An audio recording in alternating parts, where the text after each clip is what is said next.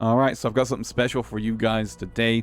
Of course, I'm very happy to present to you the first of my IOD series AC builds. Now, the IOD series is intended to be my personal favorite builds, each sporting their own custom paint and decaling jobs, right?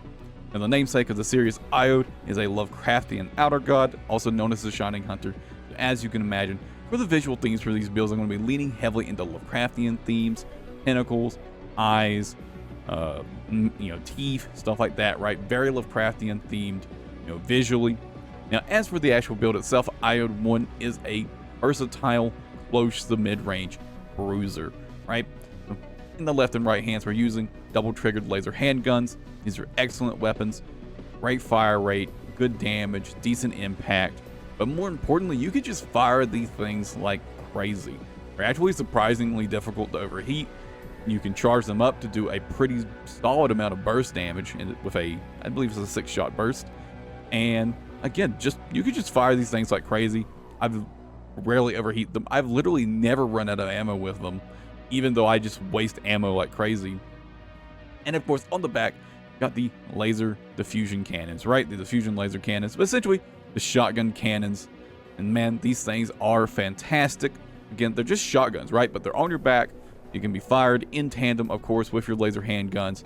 They are just a constant threat all the time, and they hit pretty damn hard. They do a pretty good amount of impact. They're just a constant major threat at close range, and at medium range, they can be charged up to be fired as regular laser cannons, right? So just a very nice, versatile weapon that just works really well with an aggressive play style. The laser handguns, because the laser handguns don't exactly have the best range, but they do encourage pretty close range play, right? But again, just a close to mid-range bruiser, focused on dishing out more damage than your opponent can, faster than they can, right? But again, shotguns are really good in this game, and it's really just nice not having to have to switch to them. And yeah, again, this is just, I love this build, man. I really do. I played through the entire campaign of this build, and I don't think any boss took me more than 3 or 4 tries.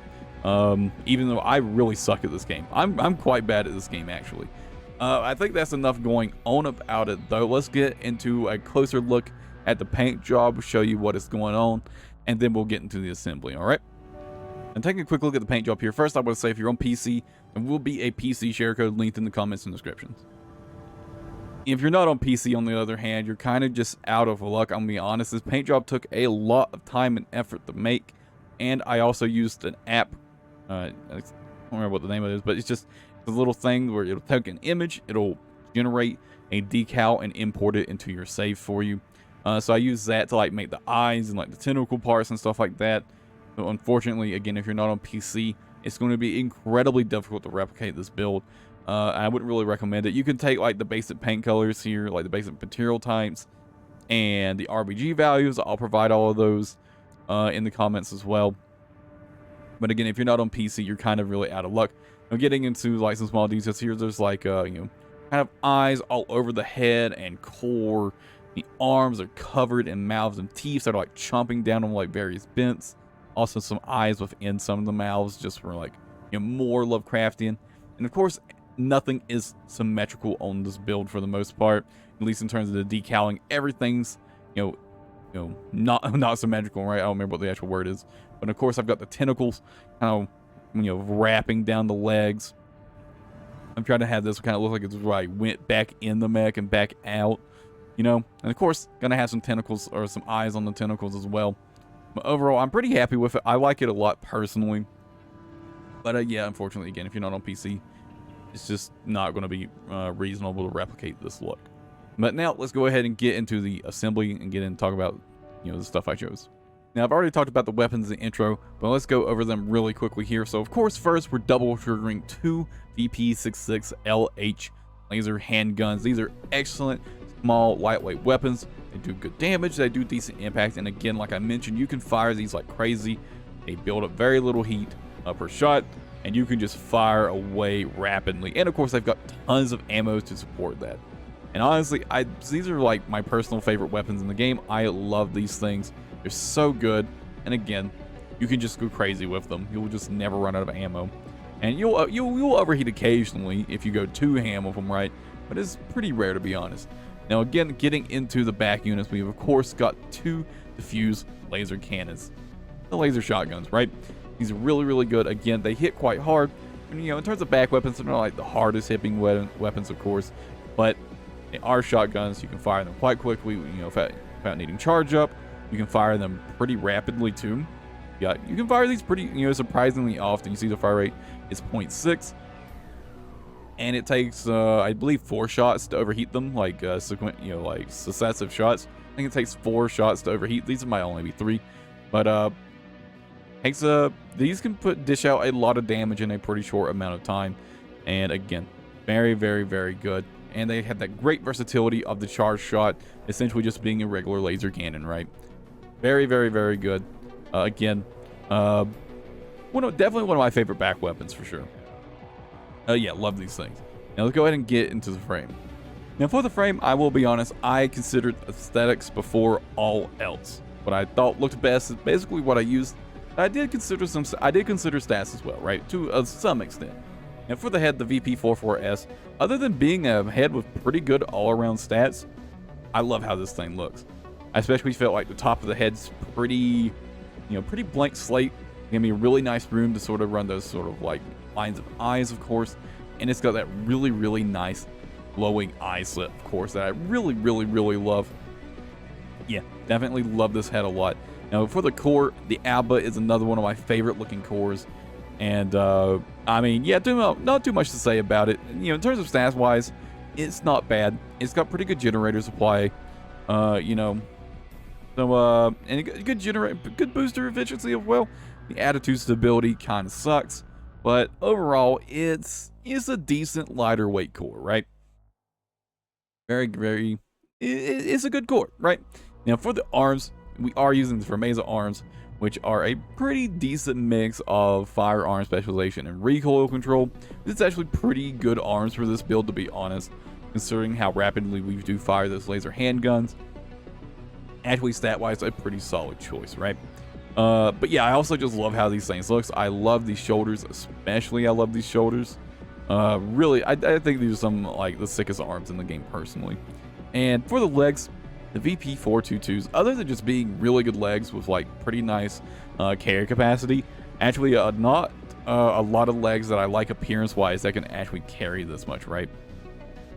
You know, I considered like maybe the Howl legs, but too heavy, because I did want to be pretty fast too, right? But it's not like I didn't consider that as well. There weren't a lot of options that I thought were good, but the VP422s, aside from being, you know, visually one of my favorite legs, was just perfect stat-wise, right? So it worked out really well, of course. And that's pretty much all there is to say about the frame, so let's get into the internals. Now for the boosters, I mean, and now of course this is a build with a heavy emphasis on sort of close range, aggressive tactics. So I wanted really nice, quick and snappy quick boosts. So of course the gills are pretty much the only option because this is a heavy build. This is a pretty heavy build. The Alulas have a quick boost reload time of 0.56 on this build, so not an option in the slightest. So the gills it is. These are really excellent boosters that, you know, it supports a surprisingly heavy, you know, quick, you know, like AC load for, you know, still having a quick boost. So the gills are just excellent all around, right? They don't exactly have the best boost speed, but I can live with that, right? I suppose the other option would be the NGI 001 boosters, but they're just too slow between boosts, right? Again, I wanted to be quick and snappy. So the gills were the only real option there. Now for the SES, the Talbot is the obvious choice here. Good close range, good medium range. I know I use this in literally every build, but it is just that generically good. Now the only really other decent option here would be the WLT 001, but since we are really heavily focusing on those laser shotgun cannons on the back, the close range assist option seemed like the obvious way to go, of course. But yeah, this is just a really good FCS. Now, finally, for the generator, the NGI 000 is literally the only option.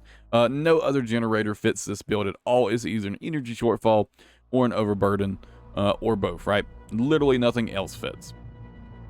So, no real choice there. But personally, I have also come to really like the coral generators. If you're not familiar with how they work, essentially, They have, you know, pretty good, pretty significantly large energy capacity, but very terrible energy recharge. And the trade-off is that if you completely drain your energy, they will essentially recharge back to close to full, right?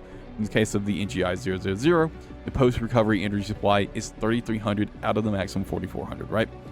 And finally, for the expansion, we've got the assault armor. It's just the best expansion in my opinion, so using the assault armor.